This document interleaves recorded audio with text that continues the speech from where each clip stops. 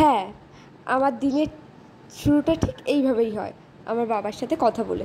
আর আমার বাবা আমাদের থেকে অনেক দূরে থাকে, আর আমার বাবার সাথে না অডিও কলে আমার কথা বলতে একদম ভালো লাগে না, যার কারণে আমি যখনই কথা হয় আমার সাথে তখন হচ্ছে ভিডিও কলে কথা হয়। তো তারপর সেজেগুজে আমি আর দেবিকা বেরিয়ে পড়েছিলাম স্কুলের জন্য।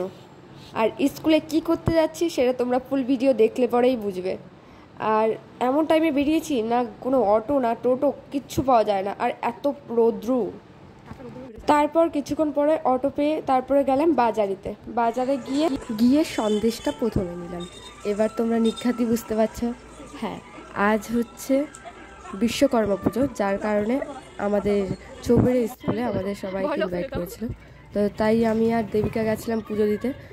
তো আমি ভাবছিলাম কতদিন পরে দেখা হবে সবার সাথে, কত মজাই না হবে।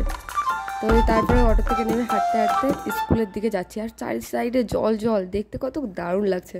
তো যে খুব লেট হয়ে গেছে, যার কারণে একবার অঞ্জলি হয়ে গেছিলো। তো তারপরে আবার অঞ্জলি আমি, দাদা আর ম্যাম আর দেবিকা দিয়েছি। আর এই যে তো পুজোর পরে তারপরে একটু ভিডিও করে নিচ্ছিলাম, আর সবাই, দেবিকা আমাকে দেখাচ্ছিল, আমি দেবিকাকে দেখাচ্ছিলাম। এই যে হচ্ছে বিশ্বকর্মা ঠাকুর। তো তারপরে এই যে ছোটো ছোটো বোনদের সাথে দেখা হলো, কথাবার্তা মোটা।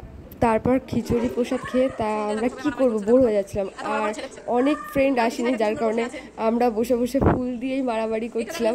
ভগবান দেখছে যে এদের পড়াশোনার বিদ্যা দেবো নাকি মারামারিতে বিদ্যা দেবো, ভগবান জানে। যাই হোক, লাস্ট মুভমেন্টটা সব থেকে বেস্ট হয়েছিল আমাদের সবার জন্য। তো সবাই মিলে মারামারি করে তারপরে চলে গেছিলাম রাস্তায়। রাস্তায় দাদারা দিদিরা সবাই চলে গেছিলো। তারপরে আমি আর দেবিকা অটো ধরে বাড়ির দিকে রওনা হলো। তো বাড়িতে আসার আগে আমার ভাই বলে দিয়েছিল যে মাছের জাল কিনে নিয়ে আসার কথা, তো তাই কিনে বাড়ি